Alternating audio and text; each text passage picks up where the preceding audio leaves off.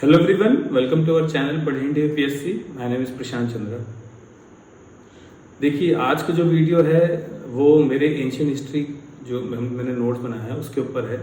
कई सारे बच्चों की क्वेरीज आ रही थी, सर बता दीजिए कैसे पढ़ना है एंशियंट इंडिया को। तो मैं इसलिए वीडियो बना रहा हूँ कि how to study ancient India notes, या तो एंशियंट इंडिया आपको कैसे पढ़ना है। ठीक है, देखिए वीडियो शुरुआत करने से पहले मैं बता दूँ, ancient India is very important topic. कुछ जो जैसे हिस्ट्री में modern history, ancient Indian art and culture regarding UPSC, अब थोड़ा थोड़ा पैटर्न यूपीएससी चेंज हो रहा है, मिडीवल भी ला रहा है, लेकिन bulk of the questions are from modern history, art and culture and ancient India. तो आज का इसी तरह मैंने पहले एक वीडियो बनाया था, ज्योग्राफी का वीडियो जो बनाया था उसमें मैंने बताया था ज्योग्राफी आपको कैसे पढ़ना है। इस वीडियो में बताऊंगा एंशियंट इंडिया का कैसे पढ़ना। कई सारे बच्चे मेरे से पूछ रहे थे, सर एंशियंट इंडिया के नोट्स ले तो लिए हैं, या जो लेना चाहते हो सर पढ़ेंगे कैसे। ठीक है, तो मेरे पास ये एंशियंट इंडिया की दोनों बुकलेट हैं जो हम लोग की है। और वीडियो शुरुआत करने से पहले किसी को अगर नोट्स चाहिए तो डिस्क्रिप्शन बॉक्स पे लिंक दिया हुआ है, हमारे पास 7 नोट्स अभी अवेलेबल हैं। फॉर एग्जांपल पॉलिटी है, मॉडर्न हिस्ट्री है, बोथ ज्योग्राफी है, एंशियंट इंडिया है, आर्ट एंड कल्चर है, आपका Indian economy and 1 UPSC plan is also there, art and culture is also there. तो डिस्क्रिप्शन बॉक्स में आप जाएंगे, आपको लिंक मिल जाएगा, उस लिंक को आप क्लिक करेंगे, आपको सारा डिटेल पैटर्न समझ में आ जाएगा कैसे परचेज करना है। ठीक है, तो चलिए वीडियो शुरुआत करते हैं। देखिए, एंशियंट वीडियो शुरुआत करने से पहले मैं आपको एक चीज़ बता दूं कि एंशियंट इंडिया बहुत इंपॉर्टेंट है। For example ancient India art and culture को मैं साइड बाय साइड लेके ही पढ़ता था। इवन जब लोग पढ़ते भी थे तो एंशियंट इंडिया और आर्ट एंड कल्चर को एक ही माना जाता है लगभग।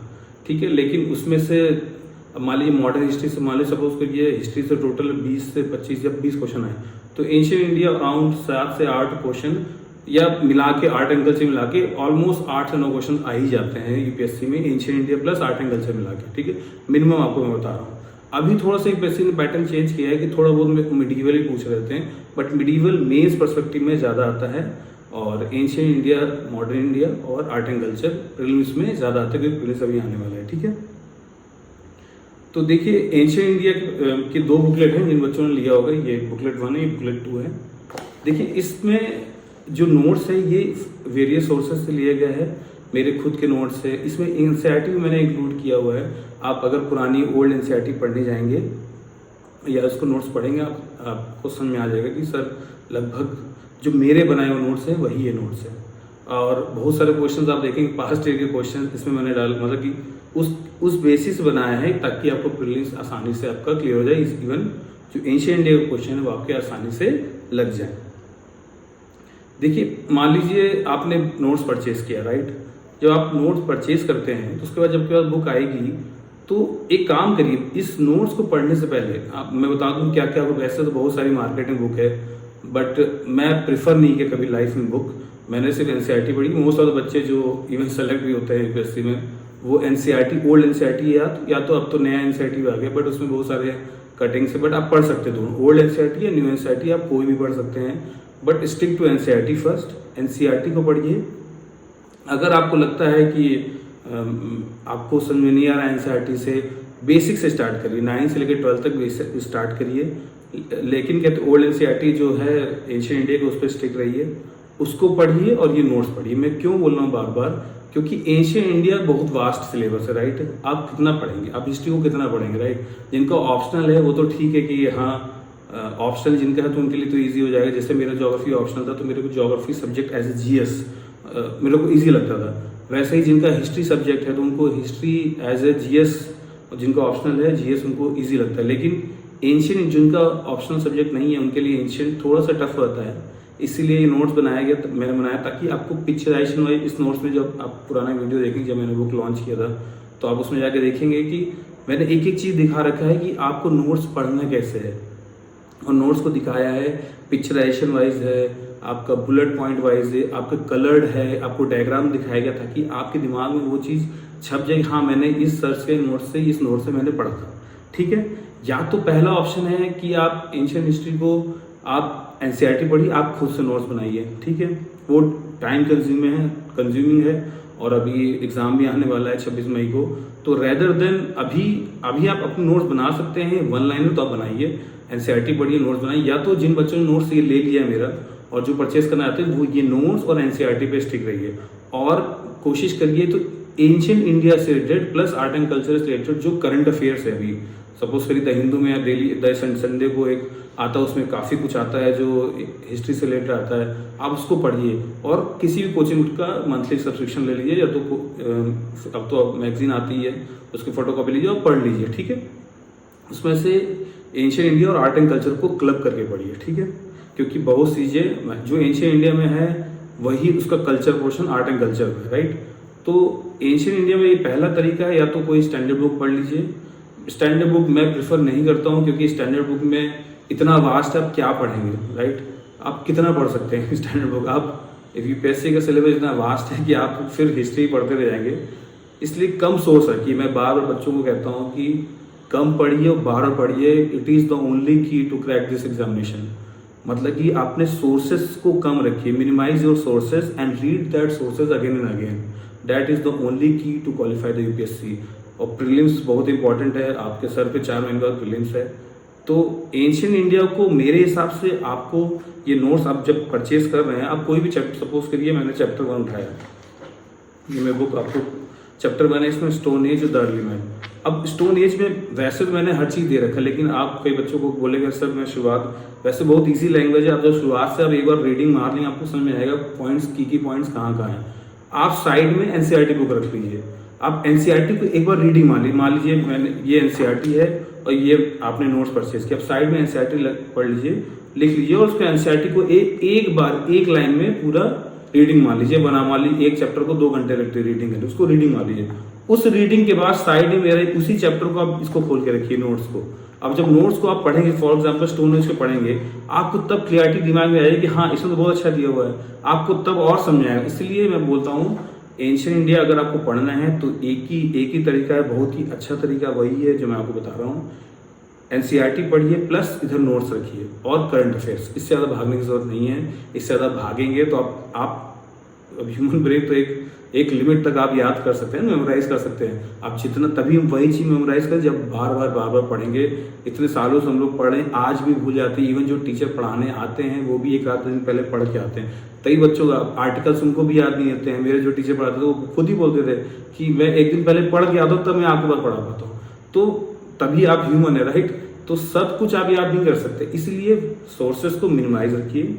यही इसलिए मैं बार बच्चों को बोलता हूँ, ये वीडियो बनाने का मेरा एक ही एम था ताकि आपको रियलाइज कर सकें कि आप, अब बहुत सारे बच्चे मेरे फोटो सर इस बुक से पढ़ लें, इस बुक से पढ़ लें। मार्केट में हजारों बुक है, एक ही तरीका है, एनसीईआरटी सबका गुरु है। एनसीईआरटी या तो अपने आप नोट्स बना सकते हैं तो बेटर है, अपने नोट्स बनाइए, या तो अभी एग्जाम जैसे आने वाला है 26 मई को, तो अभी नोट्स बनाने में टाइम वेस्ट मत करिए, आप ये वाले नोट्स ले लीजिए। इस नोट्स को परचेज करने के बाद जब आप आपके पास पहुंचे तो आप चैप्टर नंबर 1 से उठाइए, साइड में एनसीईआरटी रखिए, इधर चैप्टर नंबर 1 जो इस नोट्स को खोलिए, पहले एनसीईआरटी पढ़िए, फिर आप क्या कहते हैं ये नोट्स पढ़िए साइड बाय साइड।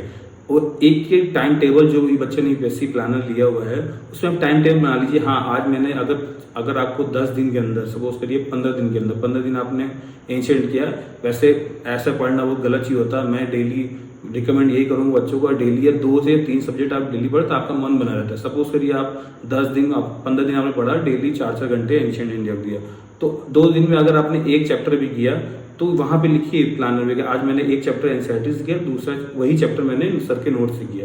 तो आप साइड बाय साइड पढ़ेंगे। मान लीजिए अगर कोई टॉपिक, देखिए ये मैंने इसलिए नोट बनाया था ताकि कम समय में आप ज़्यादा चीज रिवाइज कर सकें। वैसे इसमें सब कुछ दिया हुआ है, कोई चीज़ें हैं जो कुछ चीज़ें हो सकता है मिस होगी, आप कहीं से भी इसको पढ़ लीजिए। और इसका एक तरीका है, साइड में जो गैप है, सपोज करिए यहाँ पे साइड में मैंने गैप दे रखा है, यहाँ पे कई जगह चैप्टर्स के पीछे भी गैप है, जैसे यहाँ पे चैप्टर एंड हो गया, यहाँ पे गैप है, आप यहाँ पे लिख लीजिए कि हाँ इसमें तो ये बुक में दिया, ये इंपॉर्टेंट टॉपिक लग रहा है, मैं यहाँ लिख लेता हूँ, तो उसको आप लिख लीजिए। जब आप ऐसे करते करते पूरा जब बुक्स पढ़ लेंगे, इसमें जितने भी मान लीजिए सपोज करिए पार्ट 1 में 11 चैप्टर्स हैं और पार्ट 2 में आपके 24 चैप्टर्स हैं, ठीक है, 11 + 24 35 चैप्टर्स आपके टोटल हैं एंशिएंट इंडिया में, जो मेरे नोट्स में। हो सकता है किसी बुक्स में ज़्यादा हो तो आप उसको क्लब करके पढ़िएगा। एक चैप्टर, जो बुक आप स्टैंडर्ड बुक पढ़ रहे हैं या तो एनसीईआरटी पढ़ रहे हैं, कोई भी पढ़ रहे हैं, उसको पढ़िए और ये नोट्स पढ़िए। आपको लगता है कि हाँ कोई चीज़ टॉपिक इंपॉर्टेंट है, you can write it down on this. आपको लगता है वहाँ कोई इंपॉर्टेंट टॉपिक है, आप इसमें लिख लीजिए उसी चैप्टर में, बाहर मत आइए। उसी बस लास्ट जब आपका ये बुक कंप्लीट हो जाए तो इससे ये एक फ़ायदा रहेगा, आपने जो भी सोर्सेज आपने पढ़े आपने सब इसमें लिख दिया, साइड में भी लिख दिया और मेरे भी नोट्स। वैसे आपको लिखने की ज़रूरत नहीं पड़ेगी, लेकिन कई बच्चों को ज़्यादा पढ़ना होता है, राइट। तो अगर आपको लगता है कि आपका ये टॉपिक मिस हो गया, मैं सर ने नहीं लिखा है, तो आप यहाँ लिख लीजिए। उसको लिखने के बाद लास्ट में जब ये आपके दोनों बुकलेट, आपकी दोनों बुकलेट एक कंप्लीट हो जाएगी नोट्स वाइज। आपको बस एग्जाम से पहले यही पढ़ना है और कुछ नहीं उठाना है। आई बात आपको समझ में? मैं यही कह रहा हूँ कि स्टिक रहिए कम सोर्सेज में, एनसीईआरटी पढ़िए, नोट्स पढ़िए और करंट अफेयर्स पर स्टिक करिए। आपको लगता है कोई चीज़ छूट गया है तो उसको साइड बाय साइड लिखिए। यही एक बेस्ट तरीका है एंशिएंट इंडिया पढ़ने का। एंशिएंट इंडिया पढ़ने का कोई ट्रिक नहीं, कहीं आपको यूट्यूब मिल जाएंगे ये ट्रिक है वो ट्रिक, कोई ट्रिक नहीं होता। आपको बार बार रट्टा मारना है, यही एक ट्रिक है। आपको बार बार पढ़ना है और कम सोर्सेज से पढ़ना है, ठीक है।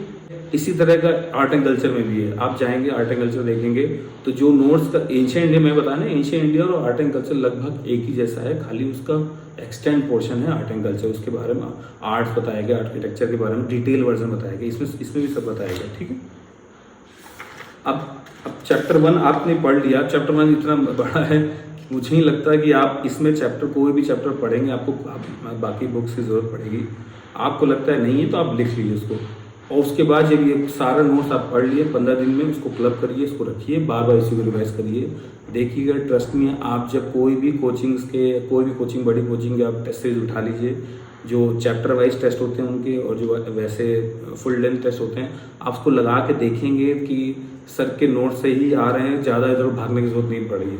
देखिए, अब मैंने नोट्स बनाए, मेरी जानकारी के हिसाब से, मेरा जो एक्सपीरियंस है उसके हिसाब से मैंने सारा कुछ कंटेंट इस पर डाल रखा है। और मैं भगवान तो है नहीं कि हाँ जो यूपीएससी में है मैं इसमें लिख दूंगा। हो सकता है कि कई चीज़ें यूपीएससी क्वेश्चन कहाँ से बनाता है वो तो किसी को नहीं पता, बट जो भी आप टेस्ट सीरीज की प्रैक्टिस करेंगे आपको इसमें सारा टॉपिक मिलेगा। मोस्ट ऑफ द क्वेश्चन जो पास्ट ईयर के क्वेश्चन पेपर देखेंगे यूपीएससी के, यहाँ के भी देखेंगे, आपको समझ में आ जाएगा कि लगभग वही है, घुमा फिरा के हर जगह वही आता है, ठीक है। आई होप मैं आपको डाउट क्लियर कर पाया होगा। तो फाइनली मैं आपको बता दूं कि आपको एनसीईआरटी भी, ओल्ड एनसीईआरटी पढ़िए, मैं तो ओल्ड एनसीईआरटी रिकमेंड करूँ। ओल्ड एनसीईआरटी एंशिएंट इंडिया की पढ़िए, मेरे नोट्स पढ़िए और करंट अफेयर्स स्टिक रहिए। आपको लगता है कि सर की, और एक चैप्टर यहाँ उठाइए, मान लो एंशिएंट इंडिया का एनसीईआरटी, यहाँ पहला फर्स्ट चैप्टर मान लीजिए आपने एंशिएंट इंडिया पढ़ा, फर्स्ट चैप्टर आप इसका उठाइए, साइड बाय साइड पढ़िए, उसको तुरंत खत्म करिए। आपको लगता है कोई टॉपिक लाइन छूट गई तो यहाँ इसमें लिख लीजिए। अब आपका वो नोट्स पक्का हो गया पूरे जितने साल आप तैयारी कर रहे हैं, ठीक है। आई होप आपको समझ में आएगा ये वीडियो, आपको अच्छा लगा होगा वीडियो। हम लोग का एक और चैनल है मेरा, प्रशांत चंद्र ऑफिशियल, उसको जाकर सब्सक्राइब कर लीजिए जल्दी से। और किसी बच्चों को इसी तरह के नोट्स चाहिए तो डिस्क्रिप्शन बॉक्स पे एक लिंक दिया हुआ है, उसमें सारी डिटेल आपको मिल जाएगा, ठीक है। Okay, all the best, thank you.